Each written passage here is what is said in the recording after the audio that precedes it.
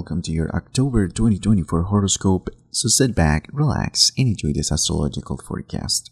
The most important aspect of this month is the solar eclipse in Libra on October 2nd at 10 degrees of Libra transiting your 3rd house. This month we also have all of the outer planets in retrograde motion, which is going to make the energy of the solar eclipse to feel very heavy and charged with a lot of past energy. Uranus, Neptune, Pluto, Saturn, the nodes, and Chiron, for some of you, especially the ones who have natal aspects really close to this eclipse, is going to be a very intense energy.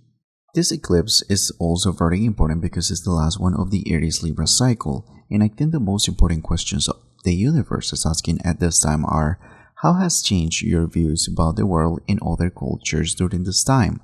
How has evolved the way you communicate, write, and express your ideas, and the way you meet new people? Those were the big lessons that the South Node in your 3rd house had to teach you during the last 2 years, and this is the last chance to utilize this energy because it takes at least 18 years to the nodes for visiting this axis again. Last month we had the lunar eclipse in Pisces on September 17th. This was a little preview of what is going to be the next 1.5 years for you, Leo. The North Node is moving to your 8th house, and this is one of the most intense houses of the zodiac. It rules transformations, shared finances, and karmic relationships.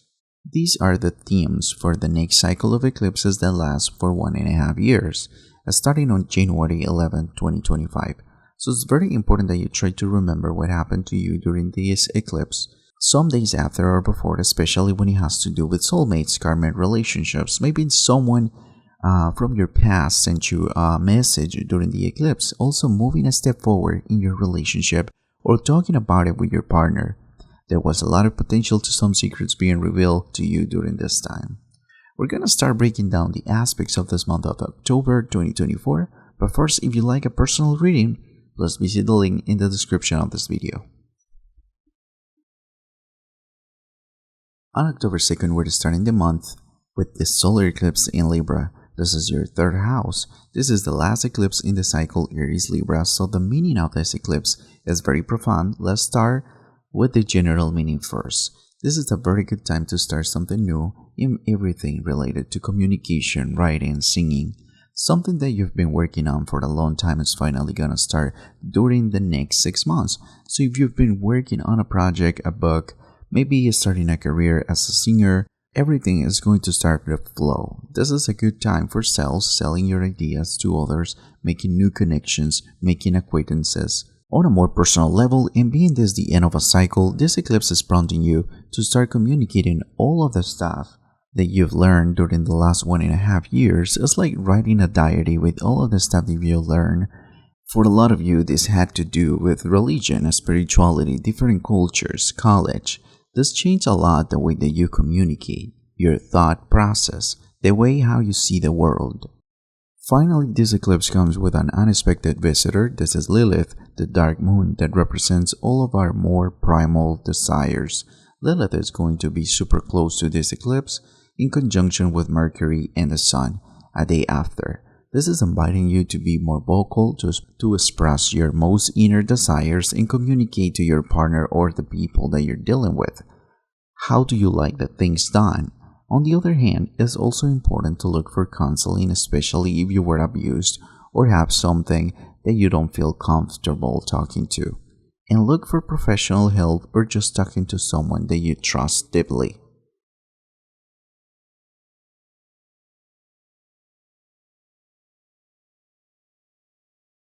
On October 12, Pluto goes direct in Capricorn and is leaving Capricorn for good, at least for the next 248 years. Because that's the time Pluto takes to complete a single orbit. Crazy, right? So slowly down, Pluto will be leaving the sign of Capricorn and will enter Aquarius on November 19th. Now it's time to talk about the transpersonal planets and how they shape generations, and in this case even centuries of humankind. Capricorn in astrology represents structure, control, conservatism. It rules politicians, thinkers, the military. So we live in a society that was very rigid for millennia. We have mostly these powerful men that were emperors that loved to battle with each other, with their armies, and represent the patriarchy. At this point in time, if you look at what's going on in our society, we have people that represent the old-fashioned way of doing things, battling ferociously to keep themselves in power. On the other hand, we have this eccentric kind of people that are ruled by Uranus, coming to life with their crazy ideas, their purple hair, bringing their progressive ideas, and this scared the hell out of conservative people. So what we need to understand is that everything has its pros and its cons, and today we're gonna discuss the positive stuff about Pluto and its shadow side. We're definitely living in a unique time. Aquarius represents social groups, technology, political ideas. It's a very progressive sign, very eccentric. Pluto represents transformation, hidden knowledge, death, and rebirth. So our society is going to be transformed, and we are already going through that. Whether conservative people like it or not, we're moving into a very progressive couple of centuries. It's going to be a time of urban tribes, but also very focused in humanitarian causes. Aquarius represents breakthrough ideas. This has the potential to be a time of inventions and discoveries, especially in metaphysics and everything that has to do with air energy. Planes, internet, flying cars. Pluto rules sexuality. So this part of our life is going to be redefined. As I said, we're already seeing this happening in our society, with people identifying with different genders and different ways to live their sexuality. But it's just going to be more prominent as Pluto transits this house. The dark side of Pluto has to do with control, obsession, so I wonder if worst case scenario, we could end up under a global dictatorship controlling our minds through social media and humanoid robots. That's very concerning. Also, because of the overly sexual nature of Pluto, this could turn out into some form of degeneracy. For now, let's hope for the best. Hopefully, we become a better society where we can see each other as friends and we see ourselves more as a collective. Before we continue with this astrological forecast, feel free to leave a comment, tell me how you're doing, how the energies have been flowing during this time. It's really important to read your feedback, and it's a great way to support this channel.